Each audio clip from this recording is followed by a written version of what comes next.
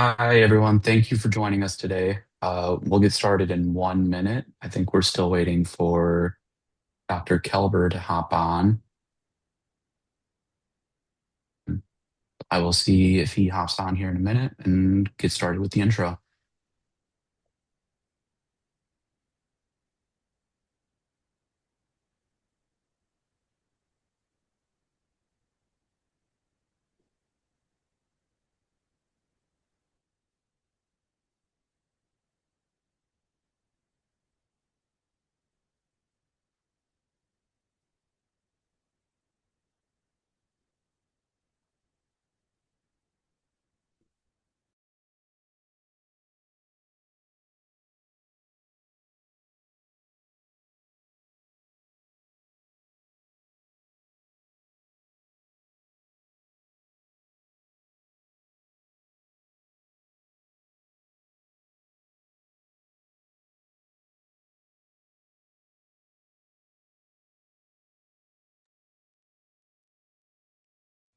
While we are waiting for Dr. Kelber to pop in, I can get started.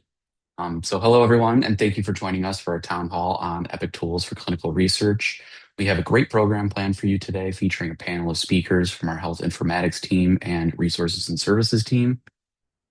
My name is Jerry Trabeau, and I'm the Research Participant Recruitment Manager in the CTSC. And before we introduce our speakers and dive into the presentation, I wanted to give a quick overview of the CTSC for those who may be unfamiliar.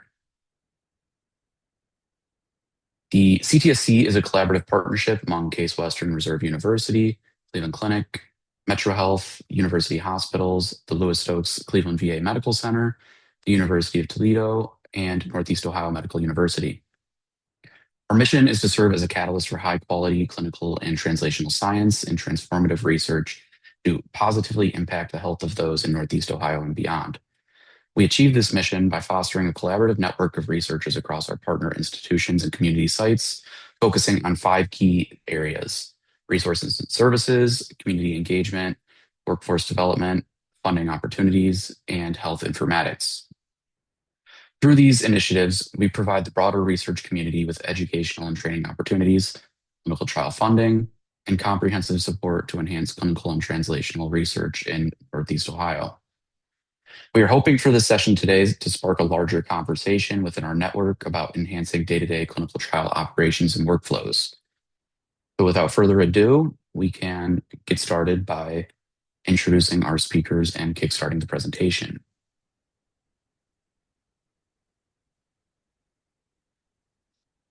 It looks like we do have David Kelber on. Dr. Kelber, would you like to take it from here? Sure. So very excited to be here. I'm David Kelber. I'm internist and pediatrician at the Metro Health System and the Chief Health Informatics Officer for Metro Health, and then lead the CTSC Health Informatics module. I would say, Jerry, you probably introduced yourself. So I guess I'll just go around. Becky, do you want to introduce yourself? First, good morning, everybody. I'm Becky Algieri. I am the Administrative Director for Clinical Shared Services at Cleveland Clinic and a member of the Resources and Services module for the CTSC. Janine Leon. Good morning. My name is Janine Leon, and I am CTSC Informatics Research Support at Metro Health. I really focus on the areas of REDCap and slicer-dicer study feasibility. And Dr. Jarrett. Hi, I'm Craig Jarrett, clinically trained in cardiac surgery and help out with the CTSC with respect to informatics and research work from university hospitals. Okay, next slide. So just wanted to briefly give an outline or agenda for what we'll be talking about over the next 85 minutes or so. So we're just right now going through the opening and welcome.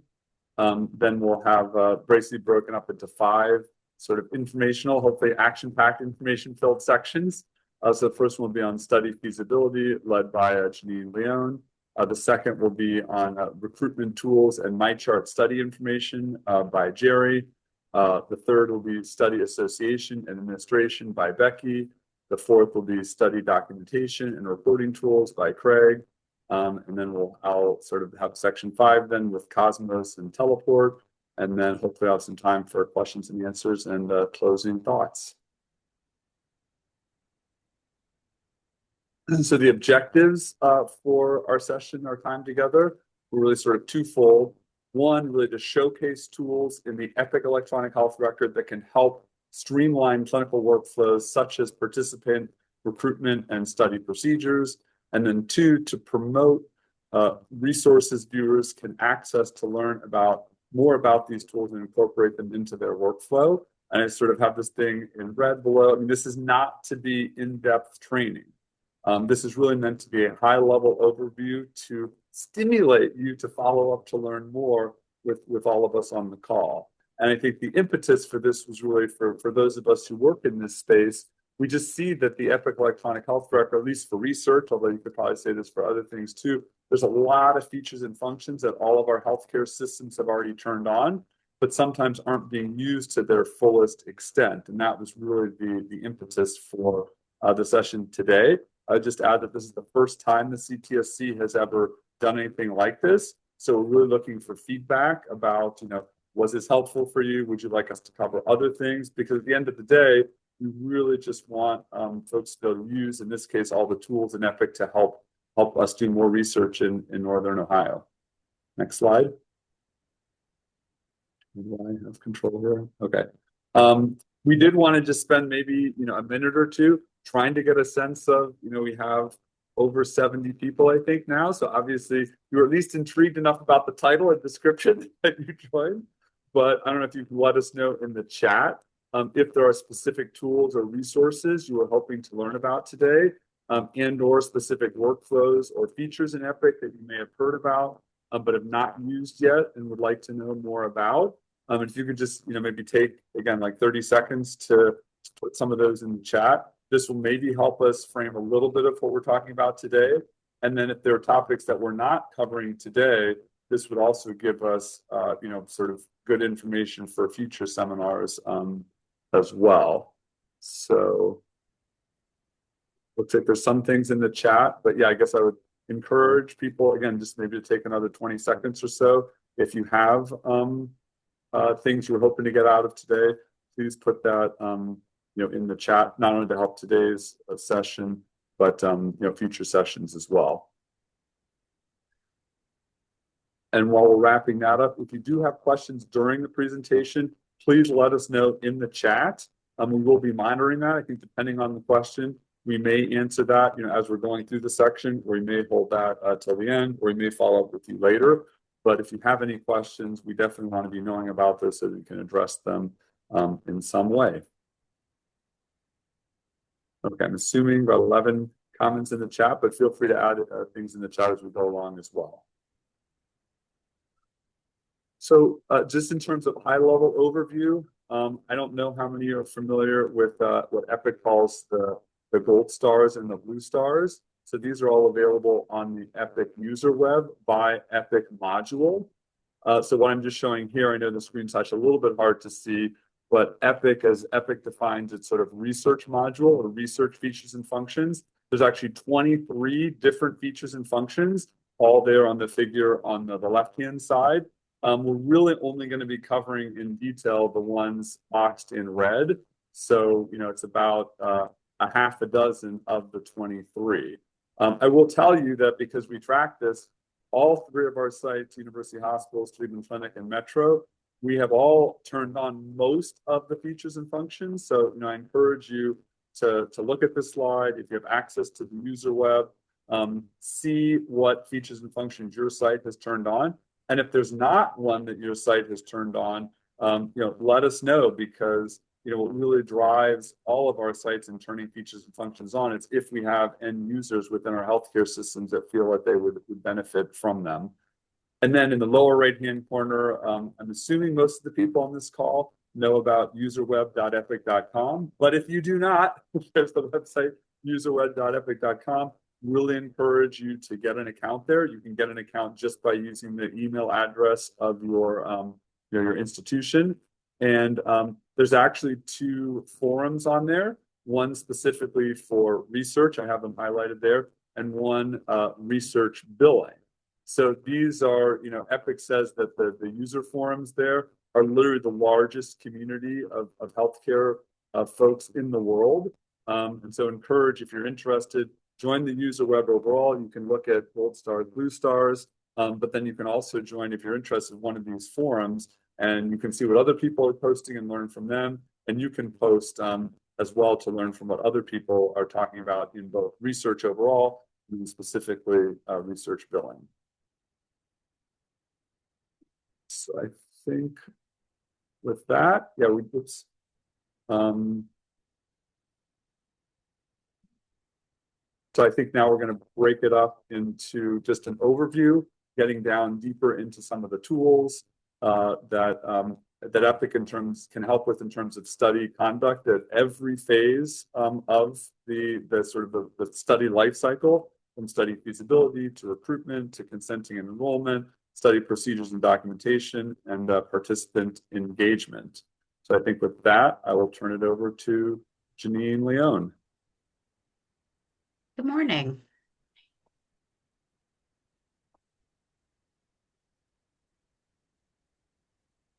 Good morning. So I'm going to request remote control. Okay. Got it. All right. So this morning I'm going to talk about study feasibility, which is truly the first step of a study to make sure your site has a sufficient population. We are going to do this using Slicer Dicer. And I just want to say right off the bat, sorry, I've got to figure out how to advance this. We are not a Zoom shop. There we go. Thanks. Slicer Dicer is meant to be played with. You cannot break it. So I'm going to encourage everybody who has Epic access to please just sort of dig in and play. Now realize you might get a bunch of garbage out, but just start getting used to how the interface works. This is pretty intuitive. And once you've played with it, then is a great time to come ask for some detailed assistance. So Slicer Dicer is Epic's self-service data exploration tool. It does make conducting feasibility assessments quick and easy. And I'm going to add the caveat sometimes. I might say a lot of the time, it'll get you at least part of the way there. So as you can see here on the screen, the Slicer Dicer interface is going to show up really as a series of bar charts that will show you populations that you are using detailed search query on the right-hand side of the screen to determine. So I found the next slide piece. Thanks. Okay, so the first step is going to be to select a data model. So to get into Slicer Dicer, you're basically going to open up your Epic screen, and then up in the top, there's a little search bar. You're going to type the word Slicer Dicer. And the first thing you're going to see is this blue screen it says select a data model. When we started doing data models through Slicer Dicer, all of the models really fit on one screen. And at this point, there are dozens of them. These are typically broken down into three categories. There's operational, financial, and clinical data models. And as you might expect, clinical models are the most commonly used models throughout our study feasibility assessments. It's not the only, but it is the most common. A good place to start is usually the patient model. And I just want to point out, if you're looking at this, these are all alphabetical and it's patients plural. So patient is not the first patient. And that really trips people up, including myself, lots of times when I'm in a hurry. There's other models like pregnancy model or procedure order model or imaging models or just about anything you can think of. But again, patients is a really good place to start. The second step is you're going to define your base population. So the top right-hand corner under this all patients blue bar, you've got this option of all patients, or if you're a medical provider, you may have a my patients option. So if you have a roster of patients or a caseload that you follow, you may want to just delve into the features of that particular population. But for study feasibility, we're almost always using all patients. The next step is to build your query. And the way you're going to do that is when you look at your Epic screen, this screenshot is showing a sort of a blowout, you're going to start with this plus browse. And this is going to let you search for your criteria that you want to filter on. And as this slide shows, the typical criteria are things that are really common that would be inclusion or exclusion criteria for a study feasibility. So things like diagnoses, lab values, encounters, demographics, which is listed as patient demographics. Again, it's going to be under a P, medications, and more. So you can either start typing the search in the search for criteria box, or you can hit the plus browse.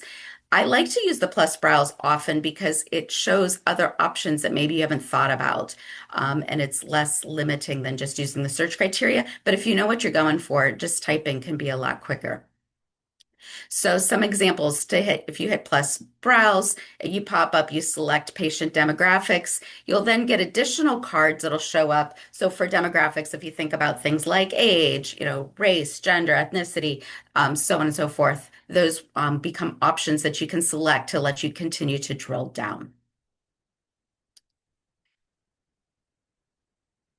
This is what this will look like as you're selecting. So for the example here, they selected a diagnosis of type 1 diabetes and then layered in a second criteria of a medical history.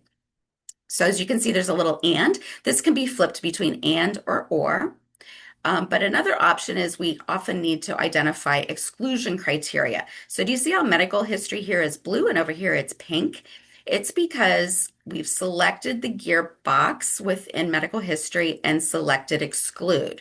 So whenever something becomes an exclusion, it turns pink. So in this case, now our query is type 1 diabetes with no medical history of kidney disease.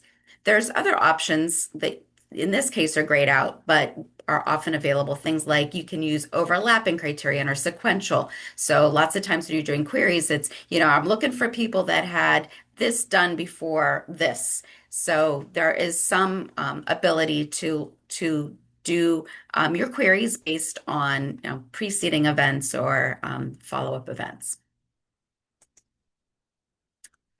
The next thing you want to do is take a look at the dates. Typically, this will default to the last 6 months when you're looking at patients. So the dates can be adjusted within this pink box, and you can set your start and end date, which can be really helpful to sort of freeze your query so that you're getting, if you come back to it later, you get the same query again. Otherwise, it will just default to say like the last 6 months or the last year. You can then slice your query so that your bars will show maybe how many patients per year or per quarter, month, week, day. So it lets you get much more granular. When you're doing study feasibility, typically looking for patients that have had care within the last year or so might be more useful for trying to determine how many patients might be available for a given study. But in instances of something that's more rare, lots of times you really need to go much further back. The next feature here is slices. So if you look at the side panel that is green, allows you to slice. So this gives an example of what the output would look like. So this is our type 1 diabetes cases with no kidney disease. But let's say we wanted to see age. So for ages, you can slice by age, and then you can change the age ranges and how you want this to display on your graph.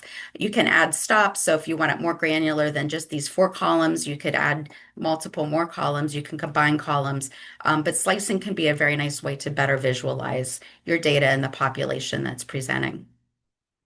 Next, you can add measures, which is in this purple area. So that would be how your columns are going to display. So in this case, what we did is added the percent of individuals within the age that are on insulin. So this is displaying as a percentage, but you can also show averages, variance, minimums, maximums. But again, when you're doing study feasibility, most of the time you're really going to be just interested in your totals. But this does let you get fairly granular in how you set this up. The next step is visualization, and this is pretty cool. It lets you look at your data based on bar graphs, line graphs, tree maps, scatter plots, tables, geographic maps, and then also a detailed table. So that's in this Aqua section. So you can see how this is popped up here. So your bar graphs are the first option. But let's say you want to see where are your potential study participants living. If they're really far out, then maybe it'll be difficult to get them to come, say like into downtown Cleveland for a particular study if it's something that they have to go on site.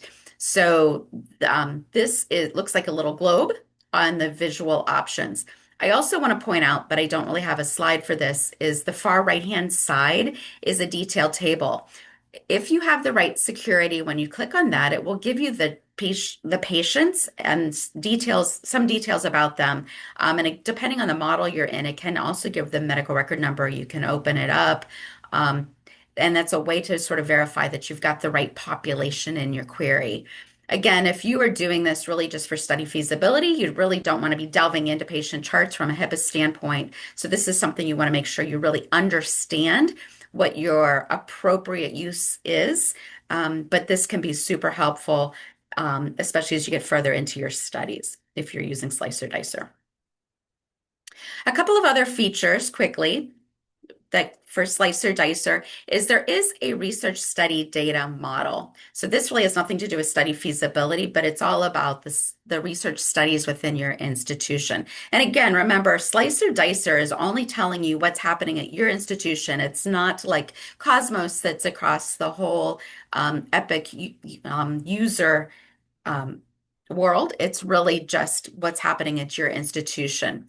But this research studies data model can be quite tailored to the institution, but it can be useful. You can take a look at and again, it has to be set up by your research team, but how is accrual going? It can give budgeting information, it can give billing information, it can drill down things like when's the IRB expiring. It can show what are studies based on a particular type of study staff.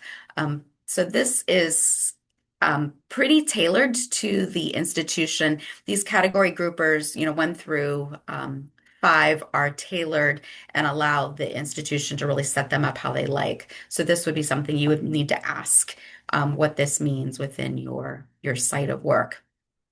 But when you open these up, as you can see, if you do research study patient associations, maybe you can see what branch of the study they are, you can identify who your patients are. Within the different types, whether they're, say, like intervention or control or however you're naming your branches. You can also take a look at who other study staff are on a particular study. Another feature in Slicer Dicer is called Sidekick. And when you're looking at your Slicer Dicer screen, it's in the bottom right-hand corner. And this uses generative AI integration to build queries using plain language. So in the example here, you typed in, show me pediatric patients with high lead levels. So it showed the lead levels and then asked the question, now break it down by sex. So what's being displayed here is the breakdown by sex. There's a big caveat here. Sidekick access might require additional user privileges. Not everybody has access to this, so you would want to speak with your informatics team if this is something you want to use. Sidekick does generate additional fees to the institution, so there are some controls on it, but it can really do some cool summary findings that you might be able to do some exploration and generate some study ideas playing with this tool.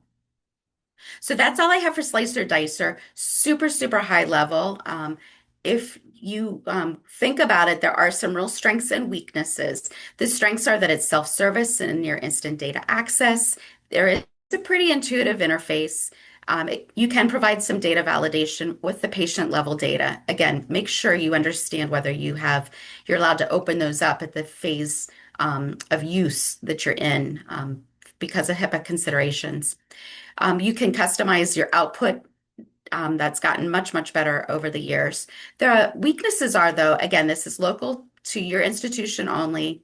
It's discrete data only. So there are things that you think got to show up in Slicer Dicer that can't. So sometimes, for instance, maybe scoring of some instrument is occurring and that score is displaying to the clinician, but it doesn't actually get stored into the database, then we can't retrieve that in Slicer Dicer. So again, this is where informatics consults can be helpful. The quality of the data, there is some precision, accuracy, and completion. Things get added to Epic all the time. So maybe you want to take a look at something, going back 10, 15 years, but maybe that information wasn't actually held in a discrete data spot at the time. So there is a learning curve to using Slicer Dicer for sure. But what we're going to invite you to do is to come to CTSC Informatics office hours, which are the first Wednesday of every month. So please grab these QR codes, and these will be in the slide deck.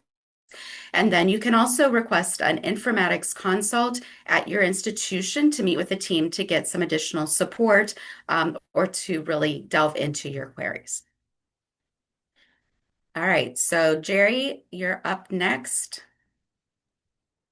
Yeah, thank you very much, Janine. I see we did get a couple questions in chat about some Slicer Dicer functionality, but Dr. Kelber was pretty good on top of them, so I think we should be good to move on. But if anybody has any other Slicer Dicer questions, feel free to throw them in the chat, and we will answer them in there.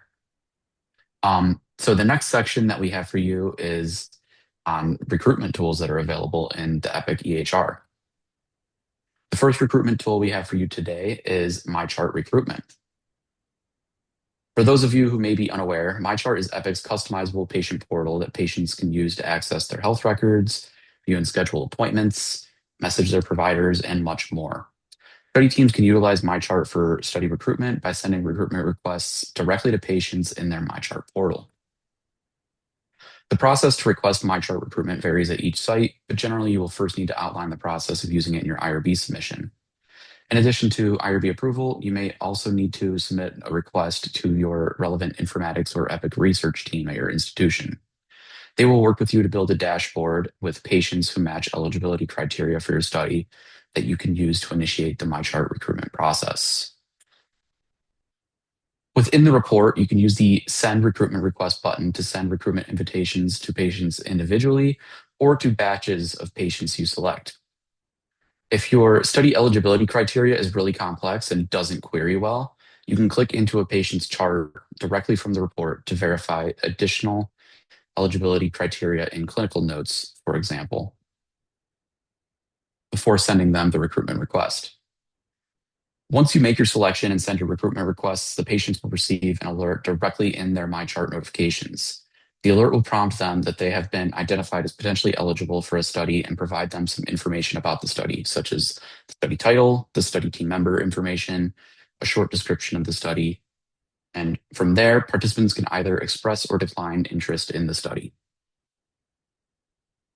As patients begin to respond to these recruitment requests, the study team will receive in-basket notifications for each response. The in-basket notifications will give the study team some information about the patient and indicate if they expressed interest or declined interest in the study. The study team is able to easily configure which members of the study team should receive these in-basket responses. From there, you can use the in-basket responses to follow up with the patients who expressed interest in the study. How you choose to respond to the interested participants should probably also be outlined in your IRB recruitment details, since there's a lot of flexibility from this point on. For some studies, it may make sense to continue the recruitment process through MyChart messages, or for other studies, it may make sense to follow up with something like a phone call or a further discussion during a patient's upcoming standard of care clinical appointment. So to kind of summarize MyChart recruitment, this process is great for studies where there is a large population to recruit from. It can greatly increase your efficiency with making that initial contact with potential participants. Another big strength of this method is that it leverages the existing MyChart portal that many patients already frequently access for healthcare-related communication. But with that said, it has its weaknesses and can actually exclude certain populations, such as who don't have a high digital literacy or frequent access to the internet. Additionally, it may not be appropriate for studies that are sensitive in nature. Through MyChart, patients can assign delegate access to other individuals, such as family members, which can allow others to act on the patient's MyChart notifications on their behalf. So if are on a study that involves stigmatized conditions or are trying to recruit patients very quickly after an unexpected diagnosis, then you may want to consider the effects of any potential inappropriate disclosure from using MyChart recruitment. And finally, while MyChart recruitment makes it easy to expand your overall reach, it doesn't necessarily guarantee a high response rate. Patients can still decline the initial recruitment request or fail to respond at all. So it is important to consider pairing MyChart recruitment with other recruitment methods when possible. Moving on, the next recruitment tool we have for you is called Best Practice Advisory Recruitment Alerts, or BPA alerts for short. Unlike MyChart recruitment, BPA alerts are not patient-facing and are intended to be seen by clinicians at the point of care during clinical appointments. These alerts appear in the patient's chart and are intended to remind clinicians about the study and prompt them to ask their patients if they are interested in learning more about it.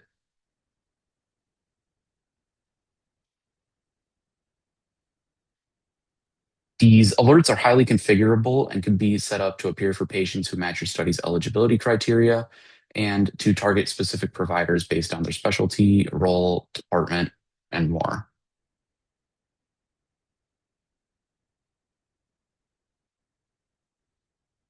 Just like MyChart recruitment, the study team receives in-basket messages for each response to the alert with prompts to follow up with interested patients. And there is the same flexibility here with how exactly the study team could follow up with interested participants. For example, if the study team is nearby the clinic where the alerts are being used and they're expecting a time-sensitive notification, they can follow up by catching the participant before they even finish with the clinical visit. Or the study team can choose to follow up with any other methods that may fit their workflow. To quickly summarize the BPA alerts, they are great for facilitating real-time point-of-care physician referral. Many patients report that they like to hear about study opportunities from their regular providers, and BPAs can help facilitate this. However, they may not always be the best option for studies that have complex eligibility criteria that doesn't query well. And they are best leveraged when you can get strong buy-in from the referring providers who see the alert. If the providers who are seeing these alerts aren't familiar with the study or motivated to respond, the whole workflow could fall apart.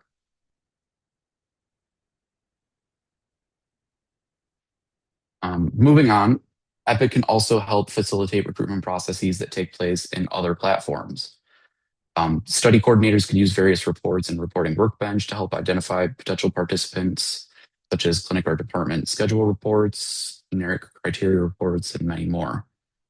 Slicer Dicer can also be used to build a query of the study eligibility criteria and then shown in reporting workbench for the line level data, kind of like Janine mentioned earlier. And usually this will require additional data access privileges. Here is an example of a Slicer Dicer report that can be exported out of Epic and used for other methods. This will typically require special user privileges, like I mentioned earlier, and should only be used for studies that have received IRB approval, but is an example of how Epic can help with other pre-existing workflows, such as using RedCap to email potential participants.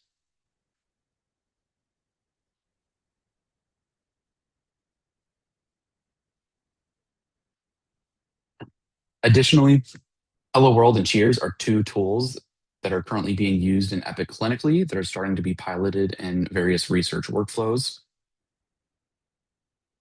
Hello World provides additional communication pathways through Epic, such as SMS, voice calls, and emails. And Cheers is a closed loop communication tool built on top of Hello World that is used to create closed loop automated communication campaigns. Like I said, these haven't been used too much in the research world yet, but we are hoping to kind of explore opportunities to begin using them for that moving forward. Circling back to the recruitment reports that we discussed, these types of reports are great for supplementing existing workflows outside of Epic. Epic has a lot of reporting capabilities that even expand outside of what is shown in the standard user interface, which provides a lot of customizability that can be leveraged for accurate reporting, no matter how complex the study is. However, with that customizability comes a steep learning curve, which can make creating accurate reports extremely difficult and require users to frequently ask for help from advanced level users with that report creation. Using and exporting these types of reports can also require additional approvals or user access privileges, hurting their usability.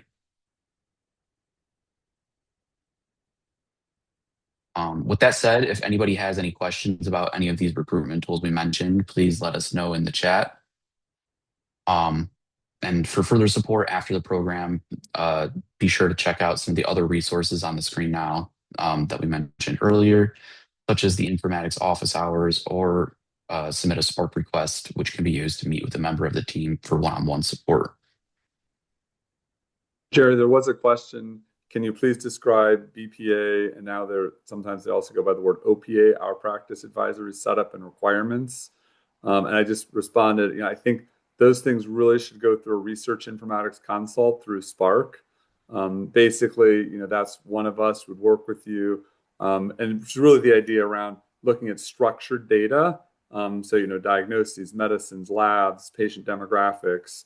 But then we would help you craft your sort of request for BPA into something that's buildable. We'd work with the appropriate teams, at your institution to build that. And then, of course, we need to know who's the alert going to. Is it just the provider? Sometimes alerts can go in the back end to people on the study team or do other things. So I think, again, it's one of those things is we could give a whole presentation just on BPAs or OPAs. So again, this is meant to be a teaser. And if you have a study idea that you think could benefit from this, recommend putting in a Spark consult, and we'll meet with you and we'll work through it. Yeah, exactly. These things are very contextual and there's a lot of configurability. So we would definitely recommend submitting that Spark request and meeting with the member of the informatics team. And in the future, we may consider doing a more in-depth analysis into these alerts and the setup processes and things of that nature. If there's no other questions in the chat, I can move on to the MyChart Study Finder. So in addition to the tools we discussed that help researchers find the participants for their studies, Epic also has tools such as the MyChart Study Finder that the participants can use to find the studies and initiate the recruitment process themselves. The MyChart Study Finder is a newer feature currently being rolled out across CTSC institutions that study teams can use to list their studies directly in the MyChart portal. Patients can browse through the study finder in MyChart and look through a list of recruiting studies in their healthcare organization, and also directly search for studies that they may be looking for. When a patient clicks on a study in the study finder, they are taken to the study page where they can see more information about it, such as the title, a short description of the study, some eligibility criteria, study team member information, and the site or location where the study is being performed. In the study page, patients or participants can express interest in the study, which will notify the study team with another in-basket alert, similar to the other recruitment methods that we mentioned previously. The study finder also allows patients to create a profile where they can specify their contact preferences and set areas of interest, which helps the system show them relevant studies. So MyChart Study Finder is a valuable resource that empowers patients to discover and learn about studies on their own through the MyChart portal. It integrates seamlessly with existing workflows. When patients expressed interest, the study team received notifications through InBasket, similar to the other recruitment methods we mentioned earlier. However, it is important to note that Study Finder is best suited for patients with strong digital literacy and is primarily accessible to those who already have active MyChart accounts at your institution. If anybody has any questions about the Study Finder, please let us know in the chat. And moving forward after the program, be sure to check out some of the other resources on the screen now.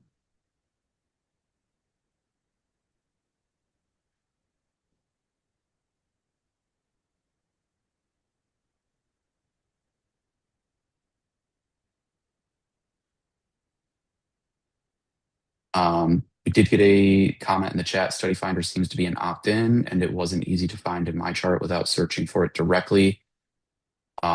Yes, it is an opt-in system. And I think exactly where it is located in my chart kind of depends on the institution.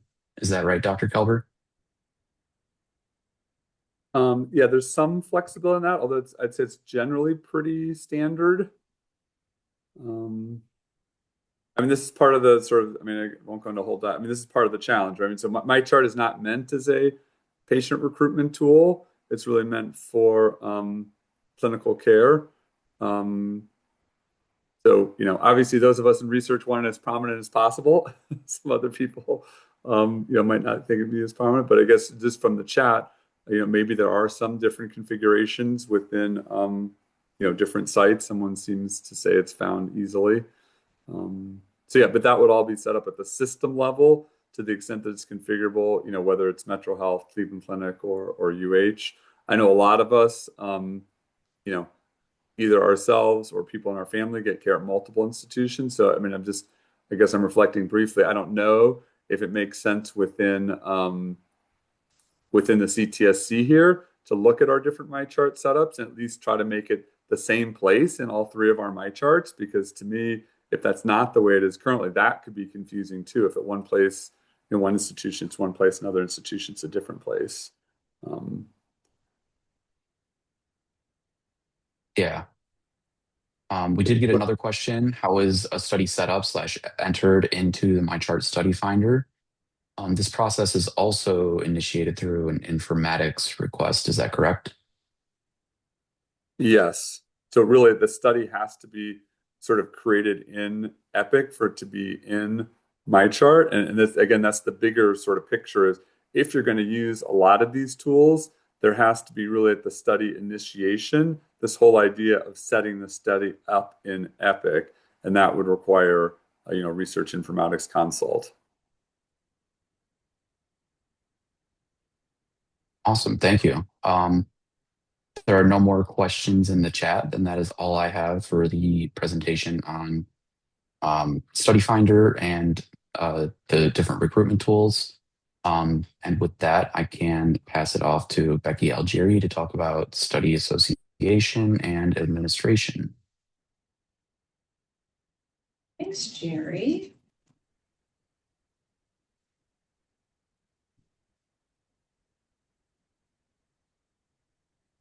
So a little later on in the presentation, we are going to be talking about, using Epic functionality for signing the informed consent. But right now I'm going to focus on documentation of the informed consent process.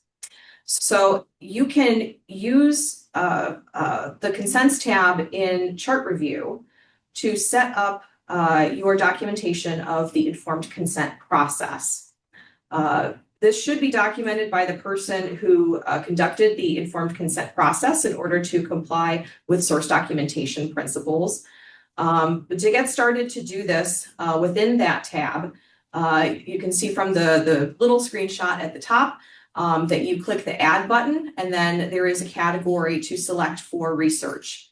And this is the larger screenshot is from a test patient, here to kind of show how we've been utilizing this particular feature here at Cleveland Clinic. So within the description, having information standardized makes it easier for, other individuals to quickly see, within the screen, which I'll show you next, what exactly it is that the patient has been consented for.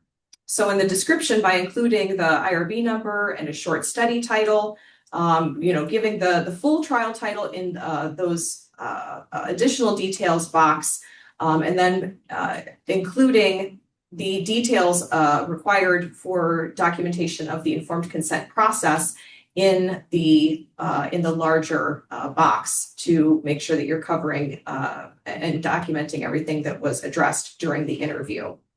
We're also using functionality for the individual that is conducting that informed consent process to sign the consent, so that way there is you're clearly able to attribute who led that conversation.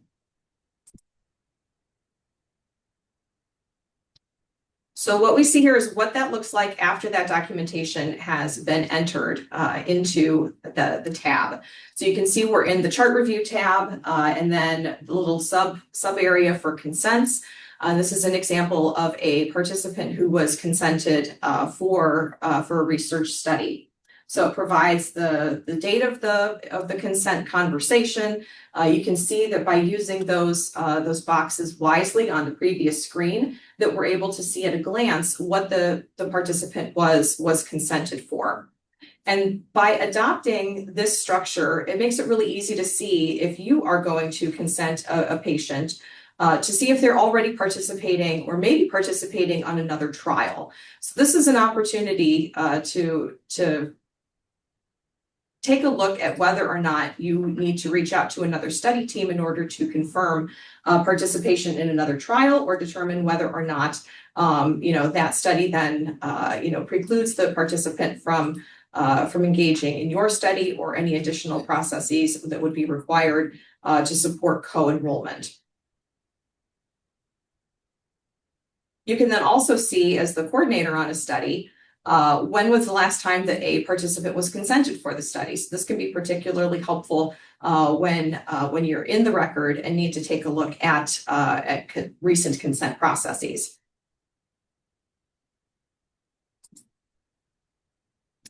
I'm going to spend most of the time this morning for my portion talking about the research administrative record.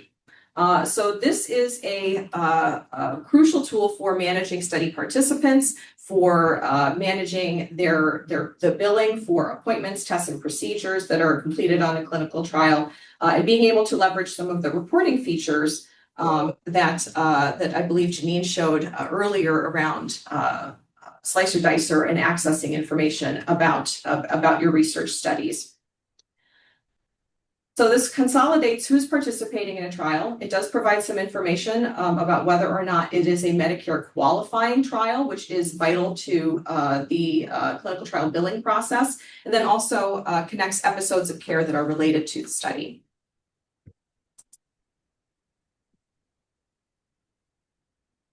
So the first step is creating this research administrative record. This can be done through a manual process, or it is possible to integrate with other systems. That is largely the mechanism that we use here at Cleveland Clinic, is through system integration with our clinical trial management system. The RAR includes some general study information, such as members of the study team, including investigators. It also includes, fields to denote whether or not the study is a Medicare qualifying trial. It also includes a spot to be able to list the clinical NCT number from clinicaltrials.gov, which is necessary to include on bills going out for research-related activities. With the RAR in place, the next step would be to associate patients as you recruit them onto the RAR. So adding patients to the supports all of that other, Epic research functionality that we've talked about, but then also, adverse event summary logs and receiving alerts when current participants have a hospital admission or an ED visit. If you don't have the participant connected to a study, those functions are not going to work as intended and provide you that additional boost in managing your clinical trial participants. And then by linking visits, procedures, orders to the RAR, facilitates the clinical research billing workflow. So however research billing is managed within your institution, if these elements are not connected for the patient to the research administrative record, it makes it very challenging for those handling the routing of those bills to actually, make their way to the right place. So certainly workflows may vary by institution, so be sure to follow your local requirements in this aspect.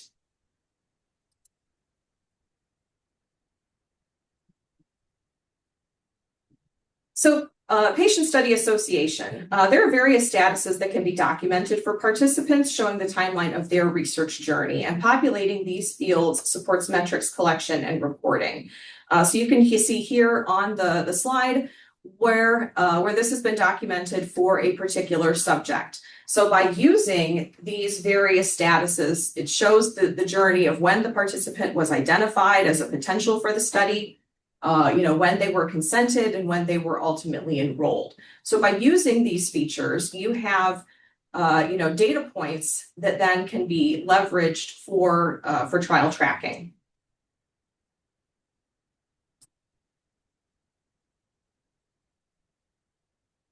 So here's an example of what a patient's main page snapshot is going to look like if they are a research participant.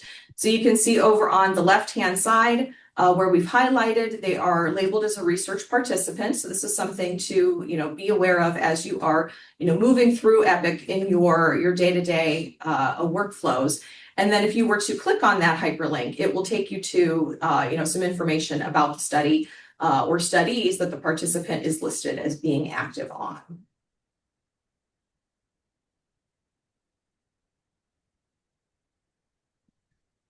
Linking a patient's notes and encounters to the study can make it easier to locate trial-related source documentation. So you can see here that there was a prompt on the screen, that a note being added for a participant who was participating in research, did not have that connection, to the study. And giving a prompt to consider whether or not it is trial documentation that should be related. And you'll see these like interlocking boxes that are the icon to show when these notes have been connected to a participant's study participation. So you can see in the couple of screenshots, the one for the notes, you can see where there's the button that you can click to complete that linking, which will then bring up boxes to be able to select the study if they're participating on multiple. And then you can see down below under notes in chart review where those interlocking boxes show that that note is related to the patient's participation in a clinical trial.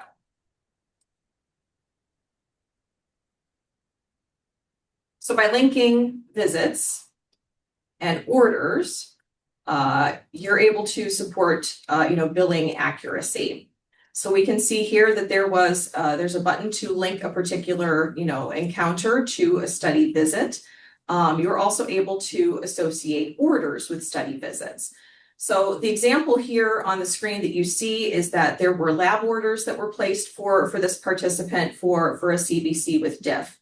If there were multiple lab orders in here, you would be able to see them and be able to select those that are particularly associated with this study.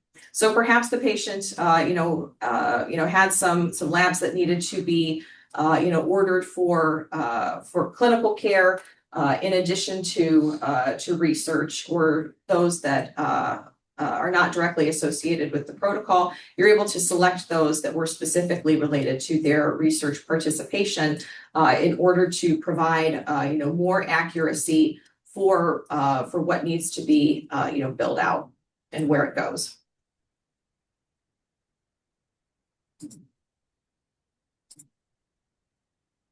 And lastly, so all of this information about participants and those statuses is important to keep updated for supporting all of these functionality and to make sure that workflows function as intended. So if we've been, updating a participant's status, for when they were enrolled, when they were consented, we also need to make sure that we are marking when they are complete clinically, meaning that that participant has completed their last study visit.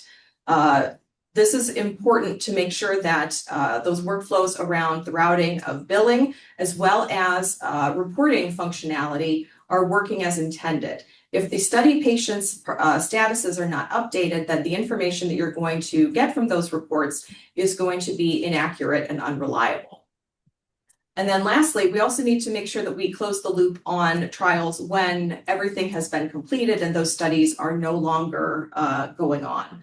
So that study completion indicates that all of the charges have been processed. You have to have all of the patients marked as being off study in order to accomplish that. But in order for other features to function as intended, all of these elements need to be maintained on a routine basis as a habit so that we have accurate information coming out and available.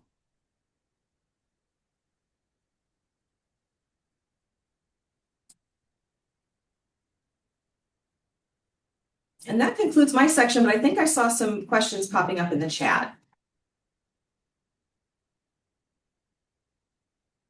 Awesome. Thank you, Becky. Yes, it looks like we got a question. Can you use this, which I think is referring to the research administrative record, to confirm when to schedule reconsent? Does Epic send reminders? So that, I don't believe that functionality is out there. Certainly somebody correct me if perhaps this is something that does exist that maybe we're not utilizing at Cleveland Clinic. But the study team does need to maintain information on when participants are due for research visits and making sure that any of the clinical care episodes that are part of their participation are being scheduled and happening in accordance with the protocol. I mean, I guess I would just say I don't. it probably can be built in, right? Because we do that with non-research consent forms all the time, right? The notice of privacy practice and consent for treatment. So I'd say even if it's not built in per se, it probably could be built into a specific study. Of course, then the question is, I was framing like, is the juice worth the squeeze, right? Do you want to build something, for a particular study versus, is it easier, got my air quotes on, easier just to do it outside of Epic? No, that's a good point. Yeah. Thanks, Dr. Calver. And then we got another question: how to best manage or streamline the study in Epic that uses sponsored, guided, third-party data entry platforms. That's a bit more of a in-depth question that we don't necessarily have time for today. Maybe that is a topic for a future presentation, but in the meantime, I would definitely recommend submitting that request for an informatics consult for a member of the team to kind of meet with you one-on-one and go through that process in the context of your specific study. And I'll just add for that, again, I don't know if this is related to the question, but if I've got the registry, right, there's some studies that have to be CFR 32 compliant, something like that, which is a whole separate, sort of discussion, which again, we'd be happy to talk about through a, research informatics consult.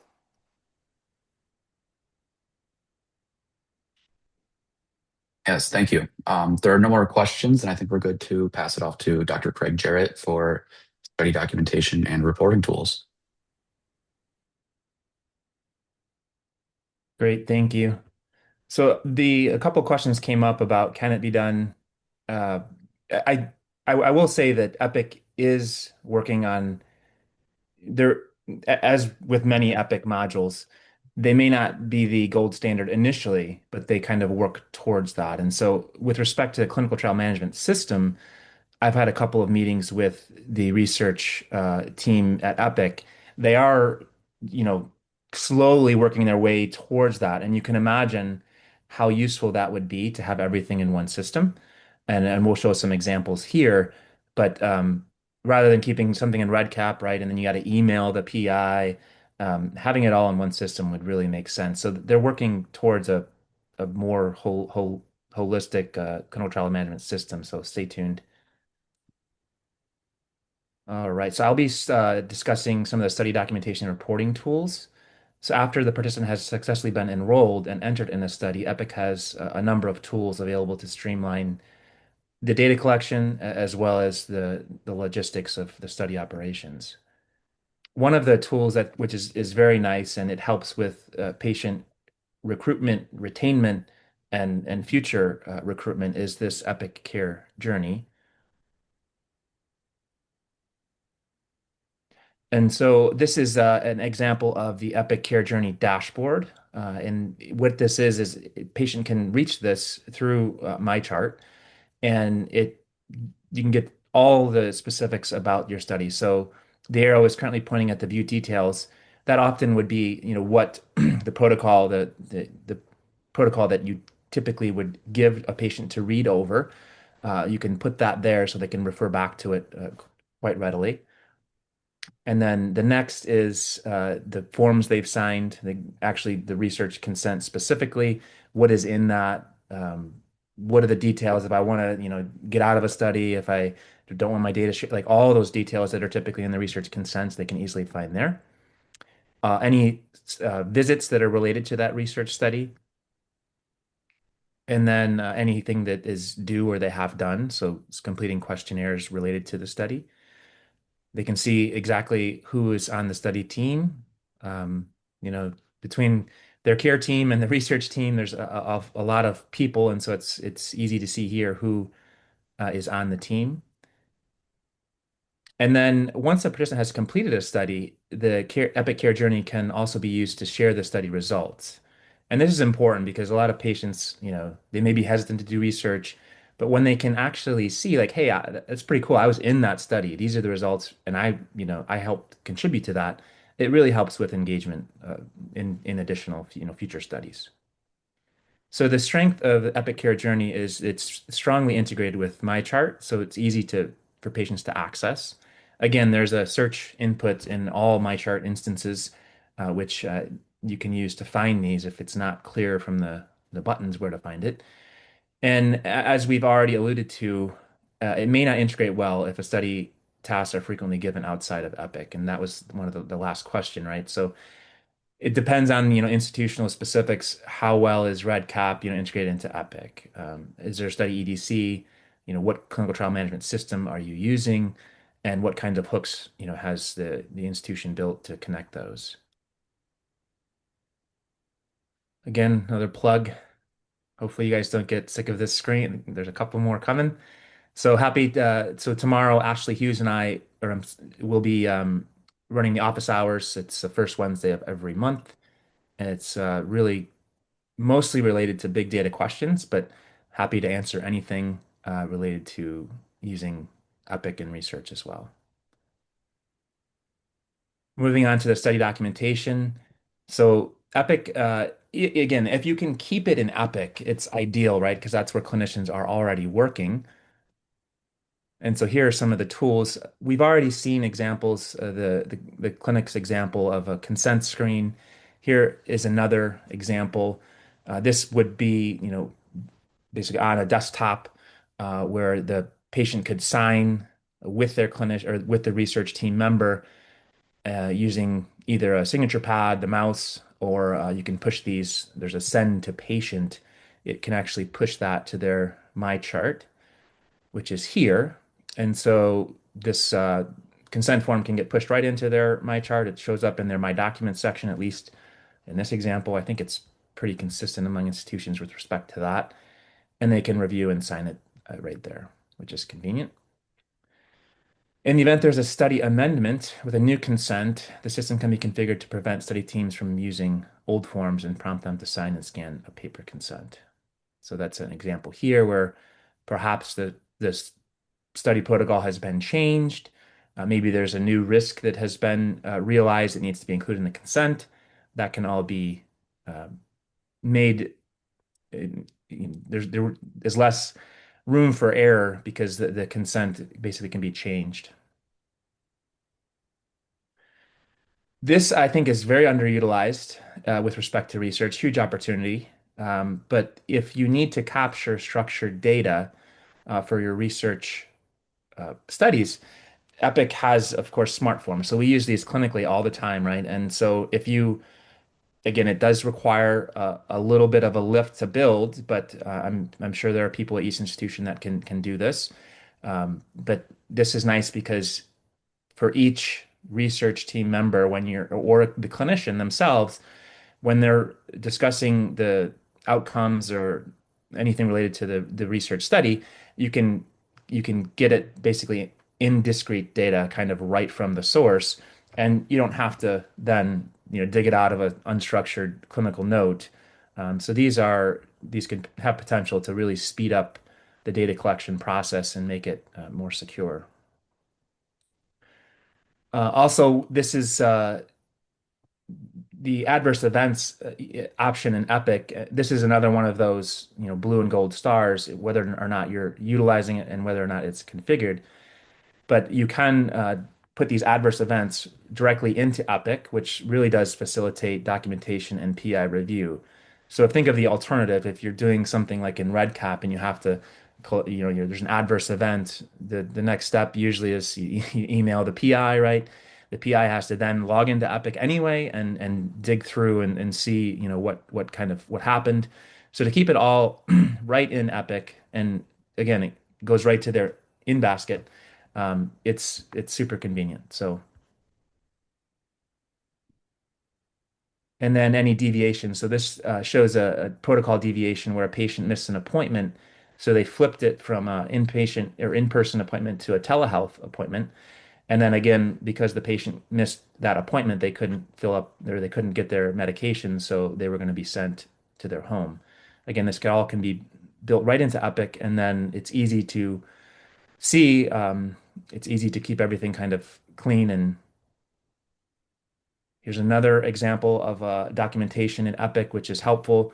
So if let's say a patient's in a sleep study, like this example, and then they are seen by their primary care doctor, who then tries to prescribe zolpidem, and this is a alert that says, you can basically prescribe this, but you do need to provide an override reason, and it clearly displays that this patient is in a study related to sleep, and this will disqualify the patient from continuing in the study. The clinician can proceed. Of course, you can have the conversation with the patient. Maybe that's fine. But then once, if let's say they did override that, then that would also show up for the research team, right? That this patient is now disqualified from the study. So order sets and smart sets, it's not entirely perfect dichotomy between inpatient and outpatient, but you can kind of think of it like that, where order sets are more for inpatient orders, and then smart sets are mainly for outpatient. Order sets are, of course, orders. Smart sets can include a bunch of other things like diagnoses and documentation like that. And so those can be built directly into Epic, and with these kinds of prompts here, where we saw before for the RAR, you have to associate a patient to a visit. This is, you can actually associate, the an order or an order set with a specific research study. Here's an examples of order sets and smart sets. So order sets more for inpatient, but as you can see, all orders. Smart sets more for outpatient, and you can have, for instance, diagnoses as well as orders kind of mixed. Another plug for the office hours and the informatics consult. We'll move on to dashboards and reporting. So if you're comfortable with reporting in Epic, it's very similar for research. It's actually the same interface through Reporting Workbench. And you can aid researchers in easily setting up reports to view their study visits, track enrollment metrics, study tasks, and more. So here is the interface for Reporting Workbench, where you can build like your criteria, your query. And so you put in the logic that makes sense for your study. So here, a bunch of or statements. So patient is scheduled or completed or canceled or no-show. And then kind of the first criteria is they're in my research studies. And so that's my as in the research team, whoever's logged in. And then you can create these reporting workbench. And then nice thing about reporting workbench is you can save that, you can rerun it, you can put it on a dashboard, you can export it, all kinds of nice features. Here is, so if you did that, you did a reporting workbench, you can subsequently provide that information on a dashboard. And so this is an example of a dashboard tracking demographic metrics for a research study. So simple things like age, gender, race. But really the sky's the limit. Anything that you can get from a reporting workbench, you can basically put on a dashboard. And here's an example of a study task dashboard. So this helps track tasks and assignments across their studies, adverse events, needing review, patients who express interest, need to be contacted. And those of you who are familiar with these types of dashboards, you can click in one of these individual tiles, and it will take you to those patients that, the 23 or the 51 or the 16 patients. It will take you to basically a table showing those patients where you can have additional data, or you can actually dig into their specific chart and then proceed to move them through the study. All right, another plug. I think that's it for me. Moving on to Cosmos and Teleport. Thank you very much, Craig. If anybody has any questions about any of the documentation or reporting tools, please let us know in the chat. And if not, we should be good to then pass it back to Dr. Kelber to quickly touch on Cosmos and Teleport. Yes, trying to bring it home a little bit here. And yes, these are all free services. Just emphasize what Shannon Sikorsky was saying. So yeah, I mean, it's all of our taxpayer money that's paying for all this. But yes, please use us and abuse us. This is sort of part of the reason, like, we wanted to get what we're doing and how we can help you out there so that we can get more consults. Okay, so Cosmos and Teleport. I think still trying to figure out, do I have control, Jerry? Yeah, you should have control. Okay. So we've covered slicer dicer, previously.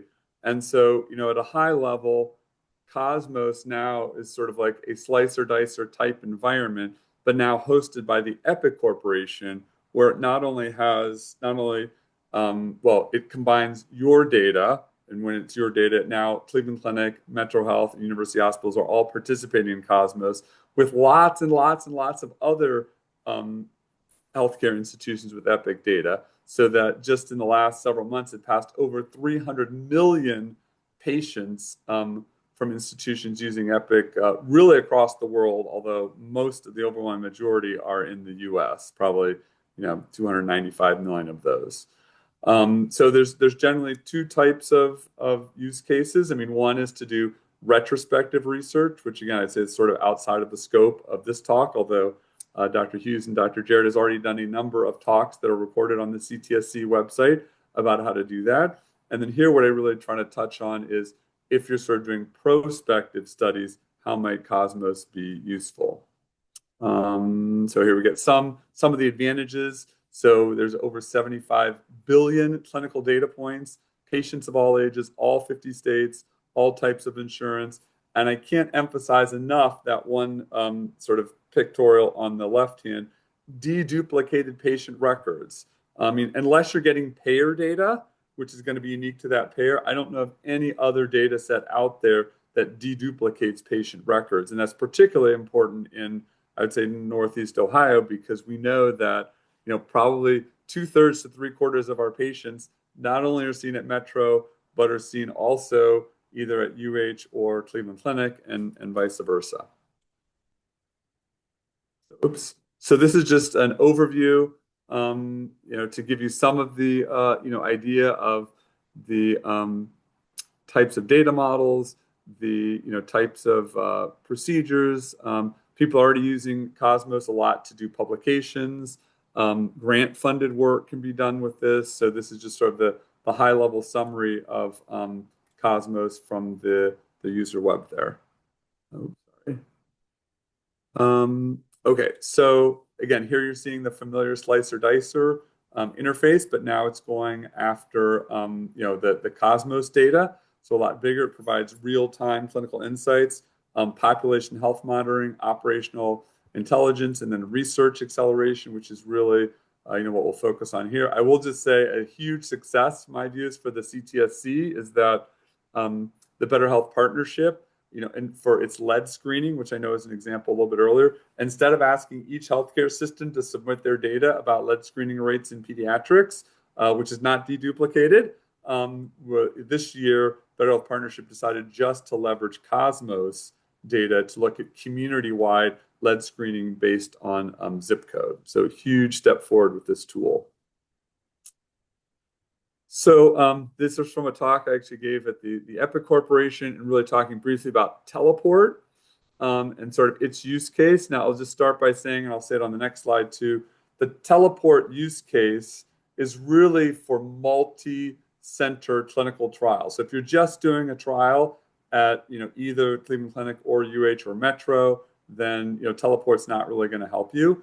If you're doing a multi-center trial, either initiating a multi-center trial or part, a sub participant of a multi-center trial, this is where Teleport has the potential to really help you. So I'm just showing a picture here of sort of the typical research study life cycle where someone has an amazing research idea, but they know they don't have enough patients at their own site, so they got to try to find other sites, and usually it's do you have a peer at another institution you can talk to? Sometimes it's the TIN, the Trial Innovation Network, but those things can get complicated very quickly.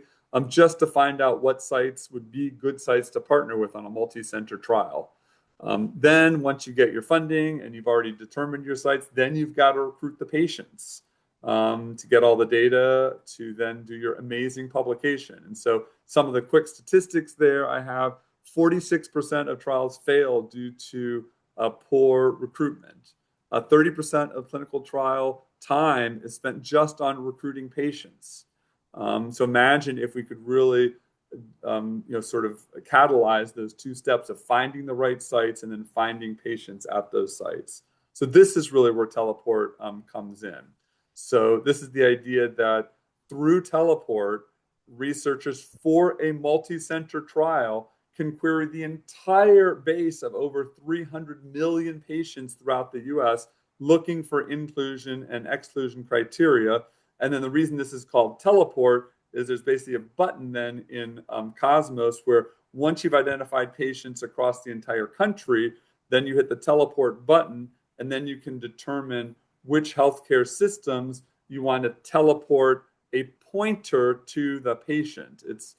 It could be a whole different discussion. It's actually not sending the query. It's sending a pointer to the patient that's been identified in Cosmos. There's a lot to unpack there that I don't have time to talk about. But basically what ends up happening then is you either get a reporting workbench report or a filter in Slice or Dicer that will identify those specific patients in your system that met criteria based on the query in Cosmos. This just gives you some sense of what the user interface looks like. So you get to pick the sites, you describe the study a little bit. This will come to the teleported to sites really in an email to identify the individual patients, again, either in Slice or Dicer or in a reporting workbench. And when we studied this ourselves, there's already a study. We did the first study in the country using Slice or Dicer really in this way. And we found that at this point, it was already a study where sites had been identified. So we saw about a 50% decrease in the amount of time it took to recruit patients. And my guess is if we would have even done a better job earlier of identifying sites, it might have had a 50% decrease in the time to identify sites as well. So it literally led to happier PIs, happier research staff, happier research funders, and faster discoveries for patients. I will say in our area here, Metro Health has turned on Teleport either to send or receive. University Hospitals has. I'm working with folks at the Cleveland Clinic, and hopefully later this year, we'll be able to announce that the Cleveland Clinic has turned it on both to be sending and receiving as well. And again, our standard slides, if you can take the QR code if you haven't already, but we have office hours that you could learn more about these, as well as informatics consultation if you already have a specific idea. And then I think, again, we just wanted to end with thanking you so much for your time. It looks like we have about 12 minutes for questions and answers. I know a number of them have been in the chat. We definitely want to leave you with our names, emails, contact information, because we hope this is not the end. We hope this is the beginning for you all to be interacting more with us. But I think with that, again, we'll stick around for at least another 11 minutes. People can either put their questions in the chat, or if you want to raise your hand or take yourself off mute, feel free to just verbalize any questions or comments you might have as well. And now at the end, too, if you have great ideas of things you wanted to hear about but didn't hear about in this talk, feel free to pepper the chat with those as well, so we can think about if we might want to do something with this in the future as well. But thank you very much, and time for Q&A. Yeah, thank you very much, Dr. Kelber, and thank you to everyone else who helped present during this presentation. Like Dr. Kelber said, if anybody has any final questions or comments or any ideas, definitely please let us know.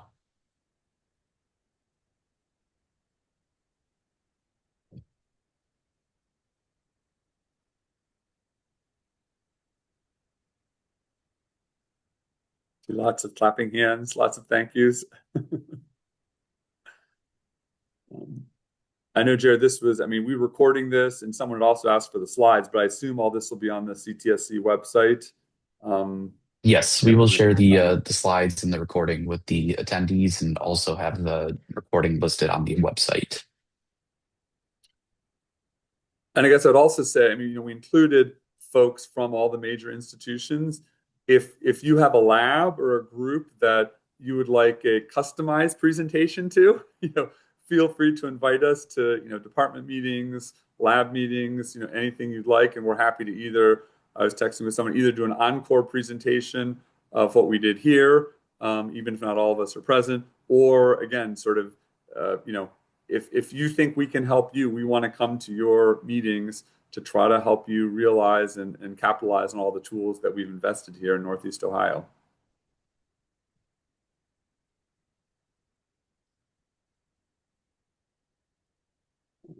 I know Shannon or Jerry, I think Denise was looking for what the CTSC website info is. I always just Google, if you just Google CWRU CTSC, that should take you to the site, but hopefully someone can, there it is. Laura Parent's putting in the chat. Thank you, Laura.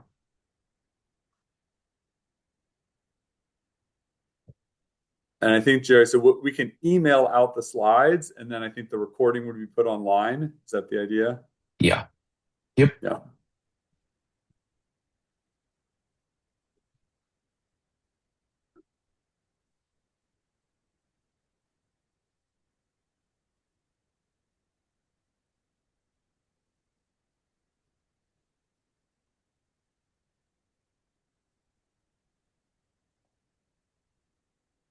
Anyone have any questions?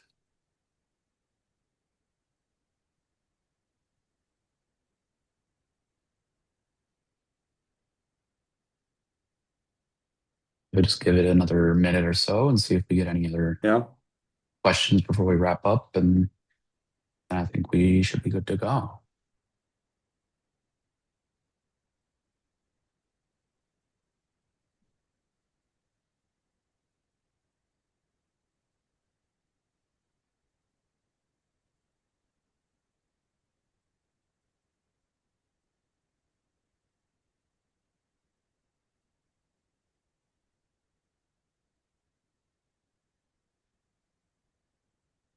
All right, it doesn't look like we are getting any final questions before we wrap up, so I think we should be good to call it here. Thank you very much to all of our presenters, and thank you very much for everybody that attended. Be on the lookout for a follow-up email with the presentation material and some follow-up materials. Once again, just thank you for joining, and hopefully everybody got a little something out of this, and we can plan future sessions kind of in more detail on some more specific tools. Janine, thank you so much for the slides. For doing all that work. That was very helpful. Thank you all for presenting, and thank you, Jerry, for being the catalyst from I think this idea that we had 4 or 5 months ago to actually, being here today. And it seems like, at least based on the comments, something that was very helpful for the attendees. So appreciate that. Yeah, thank you for being a part of it with me. I was excited to take it on and do this with you guys, and excited to plan more in the future. All right, I think we are good to go. All right, bye everyone.